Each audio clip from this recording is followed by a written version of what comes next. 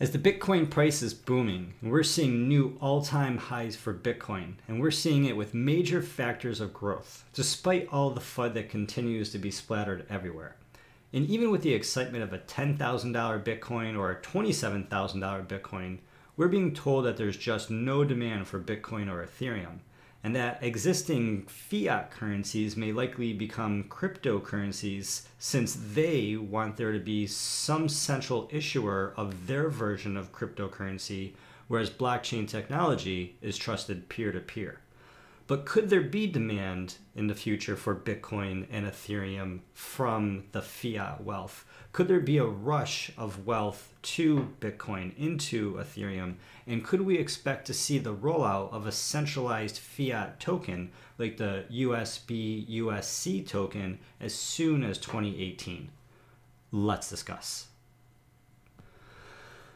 Hey everybody, I'm Gary Palmer Jr., you're you, and together we are minting coins. So very excited about the news today. There's a lot of hype, a lot of hope going on in the community. People are feeling very good about Bitcoin. Maybe not so good if they're invested heavily into the other currencies that aren't Bitcoin. But with that being said, there's a lot of excitement, there's a lot of talk, and there is a lot of demand for these assets in this world, these blockchain technology assets, this new financial technology, specifically Bitcoin, of which there's currently about 16.6 million, and there's never going to be more than 21 million of these Bitcoins in the world. I'm really excited to be here. I'm really excited to be bringing you this information, and I'm really excited that we are building a community that's a part of a larger community inside this world who is just educating people, bringing people information, bringing people the news and commentary about Bitcoin, about blockchain technology. And with that, thanks for showing up. Hit that like button. It means a lot that we get to learn about this information together. I really feel privileged that I am able to provide this information, that I'm able to research this information, and that we're able to have this conversation. And to make it a conversation, I need to hear from you. I need to know, what do you think? What are you thinking? Where do you stand? What am I saying? What am I reporting on that you disagree with? What is it that gives you hope and that is giving you excitement about the future? Because we are covering all sides of the situation in a world where YouTube is continuing to censor independent media sources, independent news sources, in a world where the more real the information is, the more difficult it is to bring you that information and for us to build this community. And it takes each of us coming together, each of us learning about this information, and then each of us going out into the world to share that information with other people who are out there. So to help other people find the information in these videos, please consider liking this video, upvote this on Steemit. Check us out at mintingcoins.com. Make a membership with us over there. If you're one of the early adopters, if you're one of the first few hundred people who join Minting Coins, then if you want to forego the membership fee because it's a paid community, shoot me an email and I will upgrade your membership for free. And even with that being said, also feel free to come and check us out on Facebook, check us out on Twitter, check us out, where else? On Steemit, like and follow us over there. And of course, over here at YouTube as well. But there's a lot going on in the news and we're excited to bring this information. So without further ado, let's jump into the market and then let's go over the news and then let's discuss.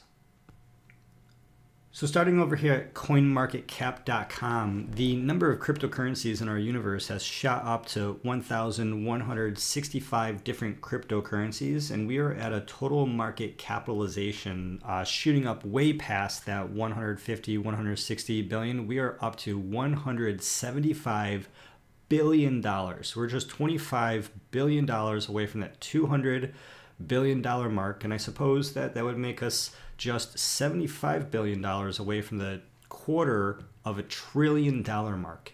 And so you're hearing about probably how we're hitting 175 billion. You're going to be hearing when we hit the 200 trillion, the 200 billion, excuse me, the $250 billion is going to be, I think, a significant milestone. You're going to hear a ton of information coming in the articles about that, just because the fact that they could put the word trillion with the total market capitalization of the cryptocurrency universe. Our 24-hour volume is very, very high compared to where it was. It's almost double at $7.8 billion in the past 24 hours traded. And our Bitcoin dominance continuing to swell up, currently at 54.8% BTC dominance. In the past 24 hours over here, looking at our coins specifically, we've had about, almost $4 billion, $3.9 billion in trading in the past 24 hours for Bitcoin, increasing the Bitcoin price 9%, and we're just what is this? A little bit over $4 billion away, $4.2 billion away from Bitcoin crossing over into a $100 billion market capitalization. This is very profound when I think about where these market capitalizations were when I started getting into bringing the news and information to the world with minting coins.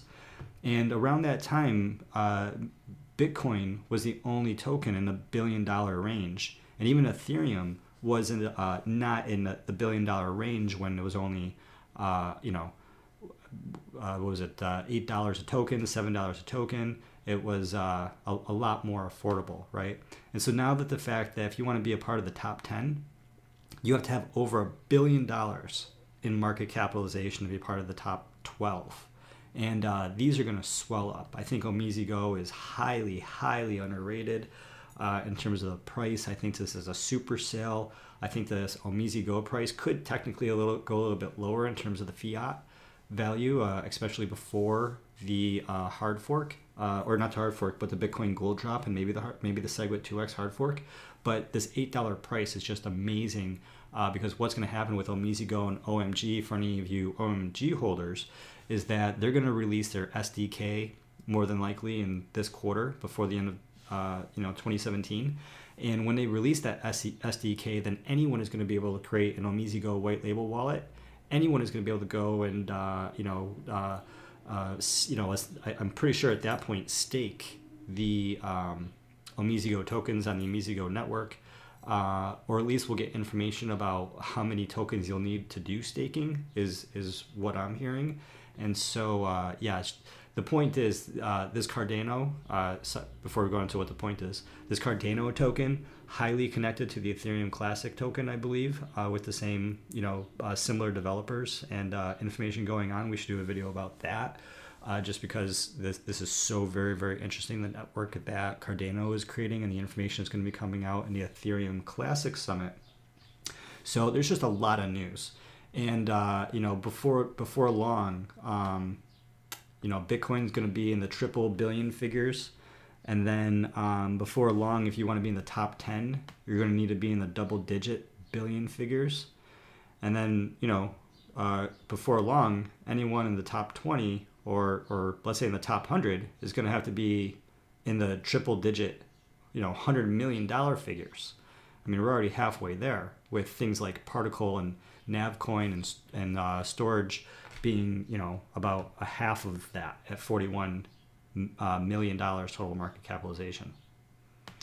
Really, really interesting, how everything is swelling up, how Bitcoin is swelling up, how the market overall is swelling up. And then after the Bitcoin gold airdrop and definitely after the SegWit hard fork, we're all predicting, just as we've seen with the Bitcoin Cash scenario and other scenarios, as people online are talking about, people like Tone Vase and people who are doing the technical analysis side of things, everyone's expecting people to take their Bitcoin profits and fiat cash to really get these, fire sale deals. And everyone's thinking that. So everyone else is thinking that. Everyone else is thinking that. And so when everyone else is thinking how they should adjust their thinking to modify for the game theory so they can get the most value of their BTC for the most value of some of these undervalued altcoins. Wow, like OmiziGo at 0.0014. That's crazy. very, very interesting, and it could go lower from there. So with that being said, let's jump into the news and see what's going on in the world now. So with the market increasing for Bitcoin price is booming. It's just really interesting to note that the Bitcoin price is booming despite all the FUD, all the fear, all the uncertainty, and all the doubt that's been coming around about Bitcoin and blockchain technology for a long, long time. And so there's the, everything that China has been saying, everything that Russia has been saying, or at least what people have been reporting on about Russia saying, and what the regulators and European Union are saying, or United States, or wherever, right? JP Morgan, Dimon, Goldman Sachs, just people spreading fear, uncertainty, and doubt at different levels that have had different degrees of effect. And even though we've seen dips in response to that fear, that shock in the market, now we recognize that at least people who didn't understand it before it's happening and before it's materializing, but we're seeing it materialize, that the Bitcoin price is booming despite all of that information that was coming to try to damper down the price, try to bring down the price. And maybe the people who were dampering the price and bringing down the price with that information, maybe the goal was just temporary, right? It was just a temporary goal to get the price down. And as we saw, there were some major buys that allowed people to make some major positions, some anomalies in Bittrex, some anomalies in the market, where some big players were able to get in, either directly through the JP Morgan exchange in Sweden, out of the Sweden exchange, or through the different other crypto exchanges.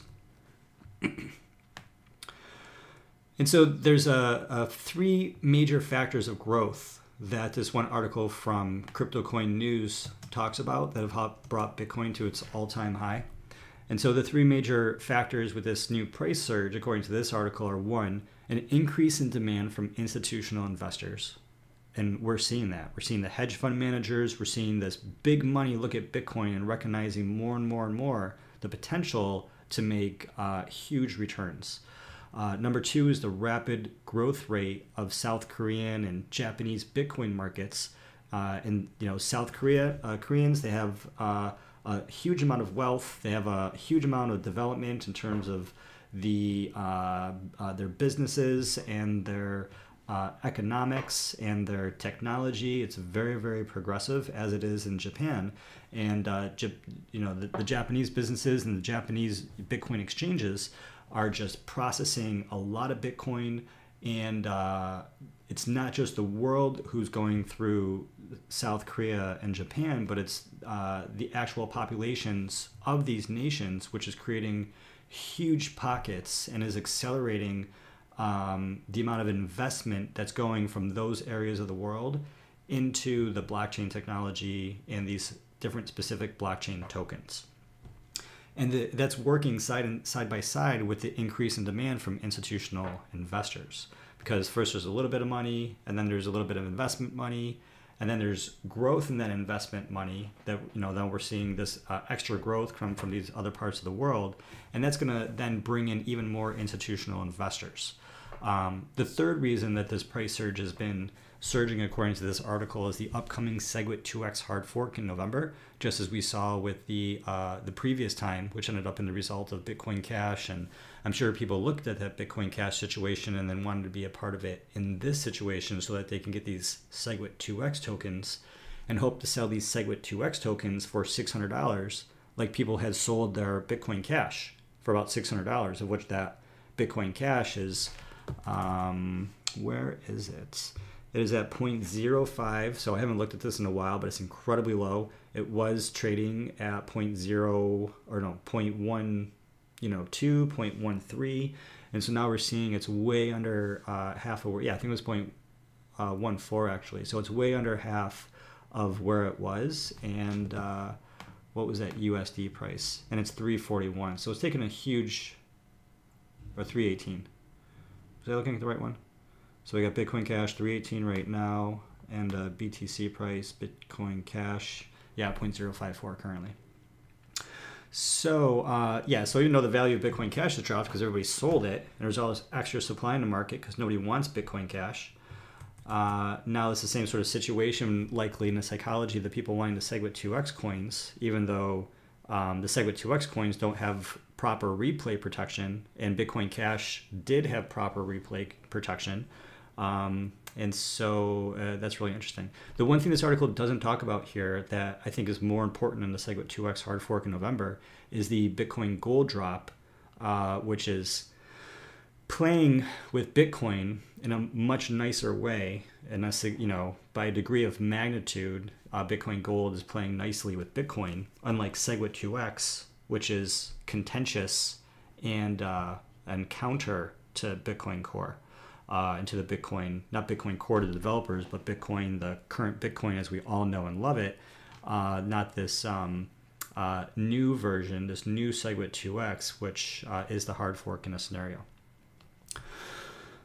So we have this quote from, who was this from? I'm pretty sure this was from the Billionaire hedge fund legend Mike Novogratz. And so he stated that he can hear the herd coming. He says, I was just in San Francisco, met with a few big institutional investors, and they are still a ways away, but they're coming. Lots of funds are being raised, and I'm pretty confident to say that the Bitcoin price, is going higher. So just like I was saying a second ago, there's some investment, and then there's some adoption, and then there's some revenue, and then investment. People are seeing the opportunity with the increased growth that's coming in from all around the world. These institutional investors are getting set up to get in the game now.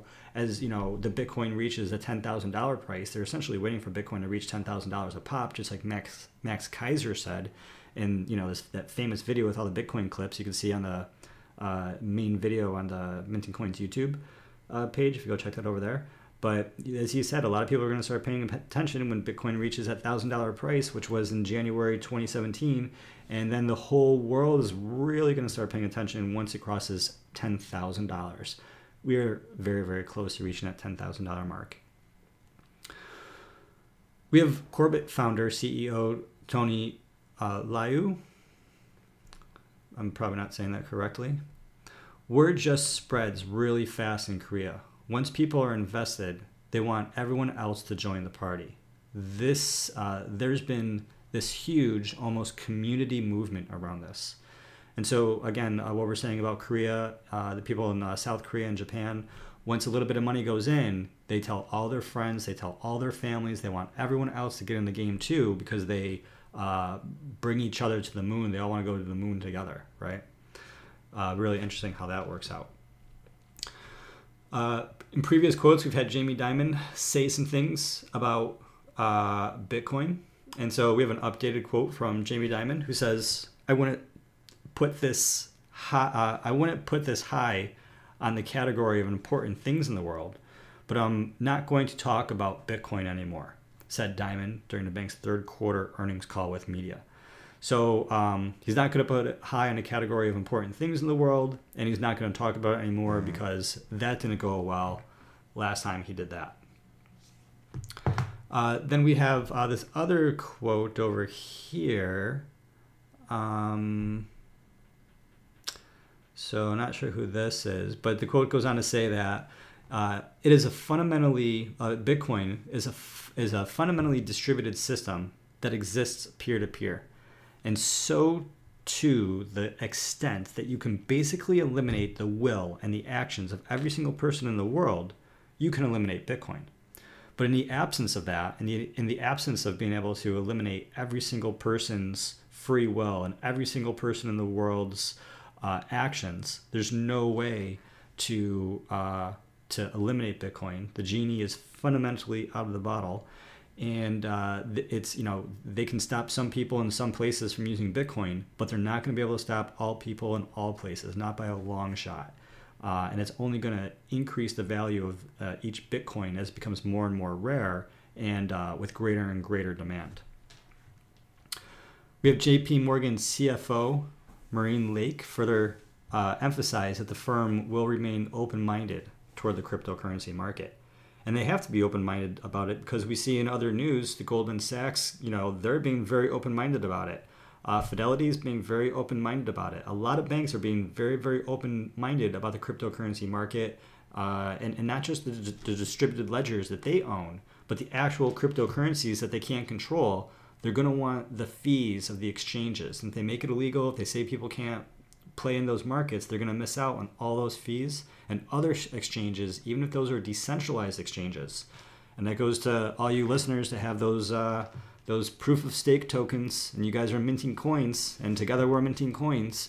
You know, you're going to be making the fees, and you're going to be making, you know, however that system works from those decentralized exchanges, you know, those. And so instead of JP Morgan and Fidelity and Goldman Sachs getting those exchange fees from owning these exchanges and setting Bittrex or Shapeshift and these new order companies getting these fees, you're going to be getting these fees. Your friends and family are going to be collecting these fees in proportion to the amount of the tokens that you own on these decentralized networks. These decentralized networks like, what do we have? OMG, like we were talking about earlier, these decentralized networks like Kyber and the Kyber network. And there's lots of other ones out there as well. What are your most interesting decentralized exchange tokens that you're invested in? If you want to share that information, let me know. I'm interested. Cool. So then we have this, we had this image on Reddit where, so let's see if you guys can see this here. Let me zoom down a little bit. So it's that clip of the two different headlines. So we have the first clip from CNBC that says Jamie Dimon, Bitcoin will eventually blow up. It's a fraud. And we have the second clip that says Jamie Dimon says he's not going to talk about Bitcoin anymore. And so we see how that like suddenly shifted, and how, again, the bankers get to say whatever they want, and what they say doesn't always necessarily match up with what we know to be the case. It doesn't always match up with the future, and then, you know, over and over again, we see people saying the opposite of what they had said, and less are there any repercussions of that. But I can't say there's going to be no repercussions, because people are paying attention, people are learning. You're watching this video, and I'm not the only person saying this. I mean, this is being said everywhere all the time. This is being said on Reddit, this is being said on Steemit. People are hearing this information. And the consequences is that people are creating new systems. People are learning about the existing systems, and people are creating communities in a world where they can trust that what is said today will be followed through tomorrow. It will be trusted upon tomorrow, and that there will be an there will be an even playing field instead of a corrupt system or an evil system where not everyone gets to play by the same rules. And so it's really, really exciting to see how this all comes together, and how everyone will get to participate in the future of technology, and the future of business, and the future of society, now that we have the Bitcoin technology, the blockchain technology layered on the traditional internet and our traditional society. So moving on, you know, we know Bitcoin is going up. We see the excitement coming. We know that these banks are interested. We have in the news today a $27,000 price prediction by February, and that's coming from Trace Mayer, who is ultra Bitcoin owner in the space, super investor, super involved, super knowledgeable person in the space. And so, without getting too deep into this information, I just wanted to show what he's showing to the world. And so this is something that he tweeted, and it's simply showing, what do we have here? So we have a date. So we have January 2011, June 2011, January 2013. So following this logic, we should have January 2015, but we don't. So he skips some dates in here. So that's interesting that these dates are skipped. I wonder why, you know, that is. I would like to see this data with the consistent intervals of the dates.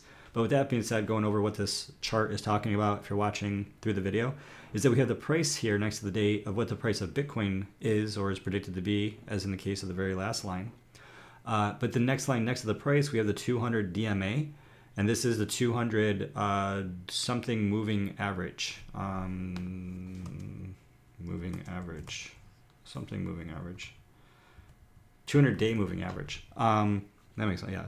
So the 200-day moving average And then the relative price, however this calculation is exactly calculated. And so then it has this color code legend right here to say if the Bitcoin is undervalued or overvalued or extremely valued.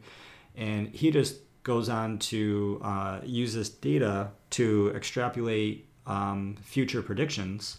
And his future prediction is that if it keeps the rate of the data that he's going by, even with the missing data that's in here, he's saying $27,000 by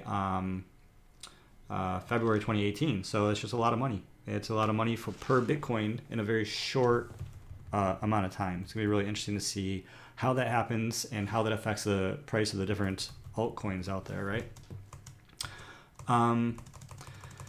Yeah, so that was just really interesting. And so you can go check this out, take a look at this information over here. I'll see about getting this Twitter link inside the show notes as well. And then I also wanted to show you the this one right here. I know everybody loves this. This is the Will McAfee Eat His Own Dick. I know I don't like saying that on the show, but there it is. And what do we have here? And the answer is, will he? The answer is no. Why will he not? Because the current Bitcoin price index is $5,600 per Bitcoin, and we are 62.1% ahead of McAfee's price bet target. Even though if you look at the information, he specifically was talking about Bitcoin Cash and Jihan Wu's version of Bitcoin. He was not talking about Bitcoin BTC. But let's just forego that piece of history in Twitter, and let's just assume that he was talking about Bitcoin BTC. And so if he was talking about Bitcoin BTC, which he wasn't at the time, he would still be, if the price dropped to $3,465, then John McAfee would still be on target to reach the $500,000 per Bitcoin price by the end of the 3-year deadline in 108 days. And so let's just consider the fact that it's possible that we could hit a $500,000 Bitcoin in less than 3 years. We could hit a $500,000 Bitcoin in 1 year. I mean, it's theoretically possible to hit a $500,000 Bitcoin in 1 day.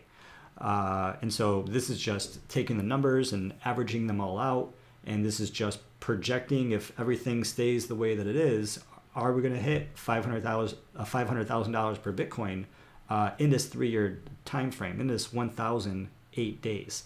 And yeah, the Bitcoin price could be significantly less. It could be more than $2,000 less than where it is right now.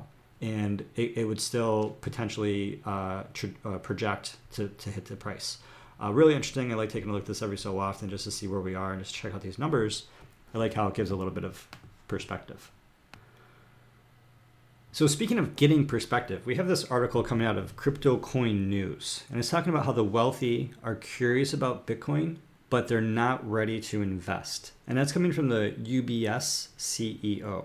So let's recognize for a second that in the previous bits of news that we went over so far, that the hedge fund managers are very, very interested. The hedge fund managers are setting things up. That the hedge fund managers are raising huge amounts of money to get ready to dive into the Bitcoin blockchain technology, cryptocurrency markets. And so we have this UBS CEO who employs hedge fund managers and has these financial systems and financial vehicles. They need to set everything up. They need to get everything ready. They don't want to tell everybody, hey, rush toward the Bitcoin, because when people rush toward the Bitcoin, they want everyone to go through their filter, through their doorway, so that you have, their bridge. So you have to pay a toll, you have to pay an exchange fee, you have to pay some sort of fee every time you want to get in or out of the, blockchain dimension. Yeah, it's really, really interesting. And so what is the CEO saying? He's saying that the wealthy are curious, so they're definitely curious. Otherwise, all of these banks wouldn't be investing all of this money, right? But he's saying that they're not ready. Maybe they are ready. Maybe they're throwing lots of money at this, and maybe this just isn't true. Maybe it is true. Maybe when we say the wealthy, more people are just wealthy and aren't paying attention than the wealthy people who are paying attention. And so, maybe they're not curious because they're being told that Bitcoin is a fraud and Bitcoin is for criminals. I just don't buy the perspective of the way the information is being given, right? But I think that we're all in agreement on that from a starting point. So he goes on to say that he has not noticed any quote unquote meaningful desire among his clients to actually invest. And so what does that mean? What is meaningful desire? Why would someone meaningfully want to invest in Bitcoin if they have millions and millions of dollars? They're just looking at it. They're being, they're speculating. Maybe they're not thinking about economic collapse. Maybe they're not connected with what's happening with the people in Venezuela or the people in Greece or the people anywhere around the world who are watching their fiat dollars deteriorate. And maybe people, these wealthy clients of UBS, maybe they're just starting to connect. And so what is it, the catalyst? What will happen that will create a scenario for these wealthy individuals, these wealthy UBS clients, to have meaningful desire to actually invest in the cryptocurrency? I think all it takes is for the banks to be ready and for the banks to tell everybody and let everybody know that this is how they do it. So let's go into some quotes over here. So this first quote, people are more curious than willing to invest. I don't think there's any meaningful desire by the high net worth individuals to take big bets on this kind of phenomena. Sounds like he's hedging, and we're seeing more and more people that are moving that direction. We've seen people like Bill Gates, Sir Richard Branson. We've seen recent news from people like Mark Cuban, who are also naysayers, but after they got their positions, then they started saying very good things about Bitcoin. We have, and then check out this quote. So this is the biggest quote of the day. We believe existing currencies may move into becoming more of a cryptocurrency. So that's just mind-blowing. So the UBS CEO is saying that, I think this is a CEO. He's saying that existing currencies, existing fiat currencies, US dollars, yuans, rupees, rubles, they're going to get turned into their own cryptocurrency. And why is that? He goes on to say, we don't believe there's much room for the creation of new currencies if there's no real backing for a hard and credible issuer of that currency. And so for them, it's extremely important that there is a hard and credible issuer, not issuers, but issuer, singular, which means centralized issuer of that cryptocurrency. Of that currency. I mean, at this point, I think we all recognize how these statements, are an oxymoron.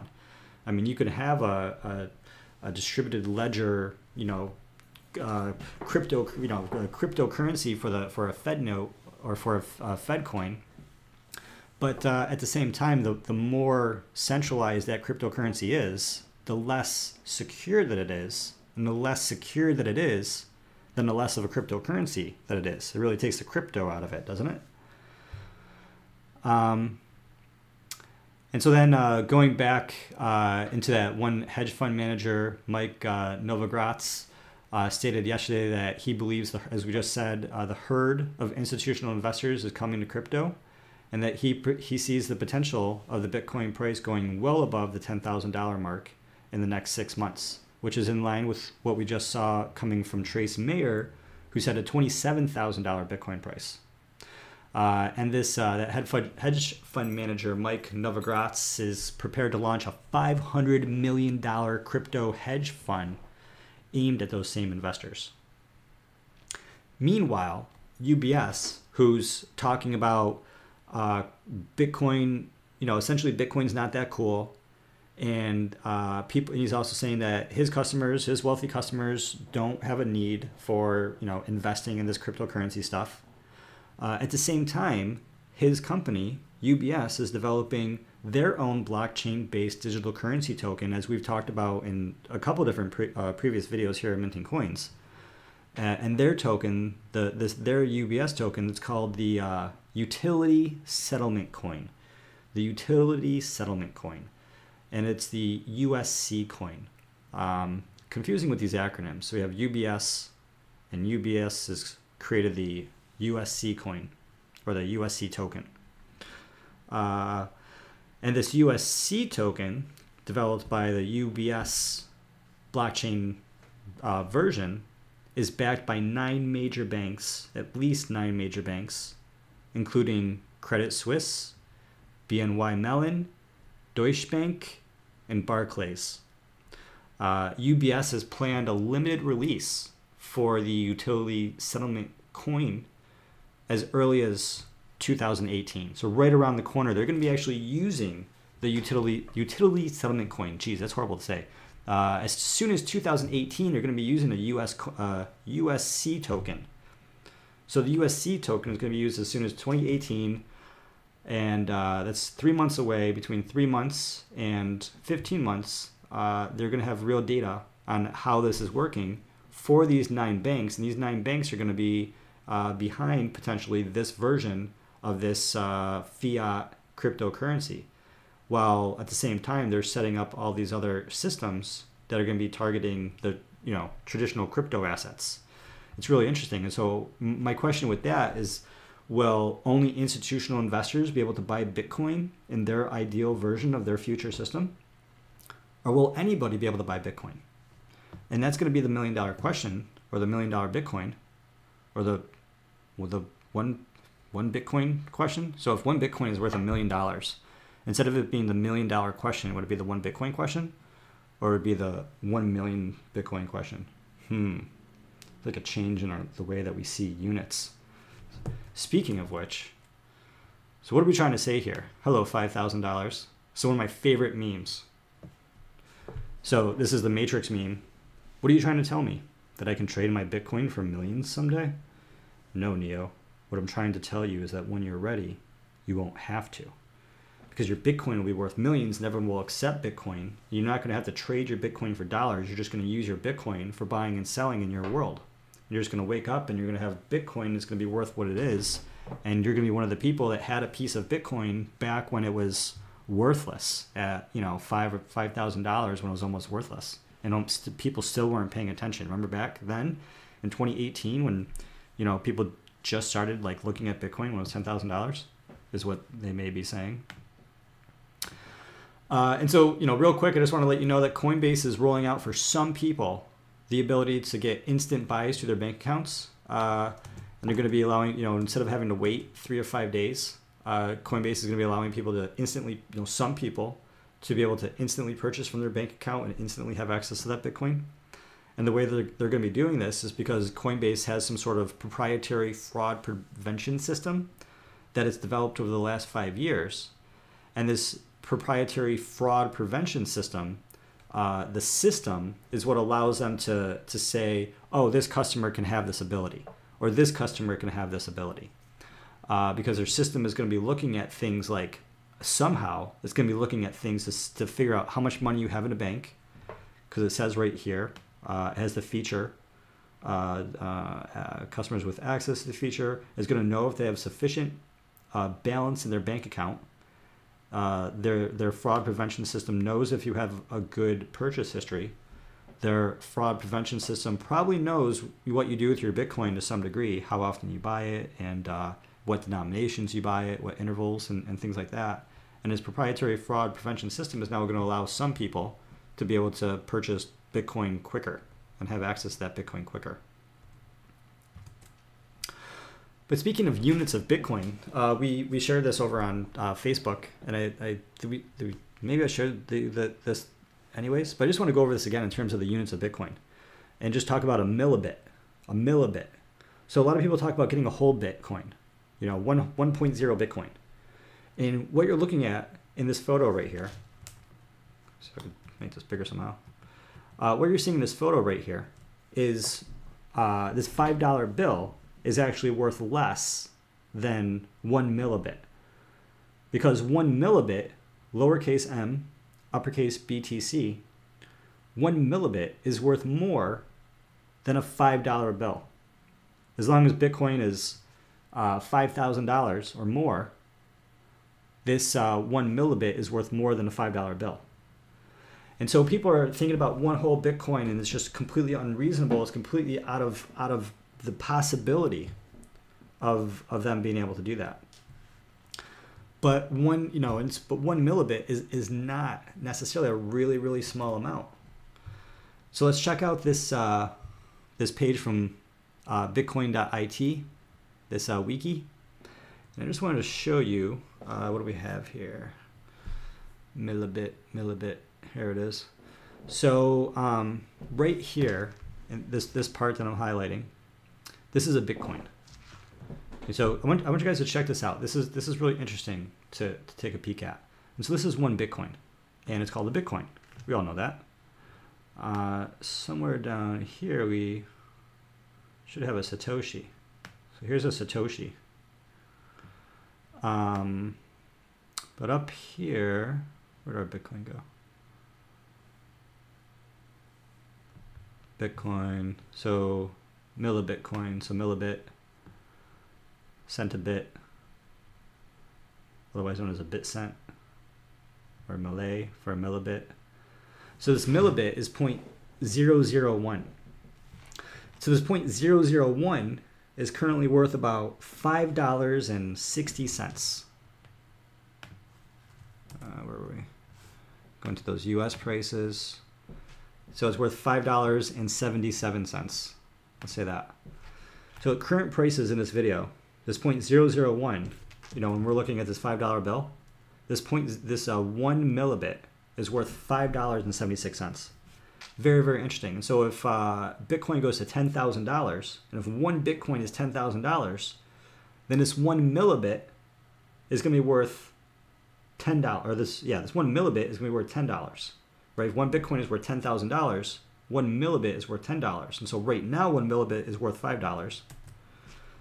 But over here, like, right, see this one millibit, 0.001? Currently, this is worth more than $5. When Bitcoin is worth $10,000 for one Bitcoin, then one millibit will be worth $10. And so whatever amount of Bitcoin you have, you can very slowly work up. And so this is worth $5 right now. And if you get 10 of those, then you'll have 1 cent a bit. And if you get 10 of those, then you get 1 deca Bitcoin. Can we call that a decabit? I don't know. But and then, you know, and then it goes from decabit to Bitcoin. Deci, or how do you pronounce this? You have deca and then deci. I'm not sure. Gotta look into that a little bit more. Anyway, millibit. Just want to share the millibit with you a little bit more. So with that being said, thanks for showing up. A lot of news. Big long show. I actually had 10 more articles that I want to go over with everybody, but that'd be a crazy long show. Sometimes I see these Bitcoin shows and these streams and these podcasts, and they're an hour and a half or 2.5 hours, or I mean, sometimes Richard Hart has like an 8-hour long one. And wow, I know people love Richard Hart, and people are spending 8 hours to watch his, you know, whole show. I'm just not sure if that's really, really popular, knowing that the 40-minute videos are pretty long as it is. Even if you're watching a 1.5 speed and you're getting through it in less than a half hour, there's a lot of information. There's a lot of news. I would like to get to a point where we're able to make 3 or 4 videos a day and maybe get some additional hosts on the show as well. Also create other kinds of videos like interviews and you know, maybe doing some collaborations in the future, as some people have suggested in the comments. I think that's a great idea. But you know, with that, let me know what you think. I really would like to have your take on what's going on in the world. What do you think about you know, Bitcoin's becoming more rare for people, or people, you know, having to choose between you know, dollar cryptocurrencies and actual Bitcoins? And what do you think about sharing more information with people, just to tell people what a millibit is, and maybe, you know, sharing with people a millibit, or maybe a fifth of that, right? Just to get them involved with learning about this before Bitcoin hits $10,000, because we're all predicting once Bitcoin hits that $10,000 mark, it's going to be a runaway show from there. Just the rest of the money is going to start pouring in, and it's going to be really difficult to manage those floodgates as money is coming in and out of the market, and huge levels of volatility, which is what the traditional banking institutions, hedge fund managers are looking for. So, you know, with that being said, like this video, check us out on Minting Coins. If you're one of the first few hundred people, then you know, email me and we'll upgrade your membership for free. Check us out on Facebook. Check us out on Twitter. and like this video on Steemit as well. Be part of the community over there. Until next time, we're going to be coming out with some new videos, getting some ICO reviews, and some really bringing more cool information. Until then, I'm glad that together we are minting coins.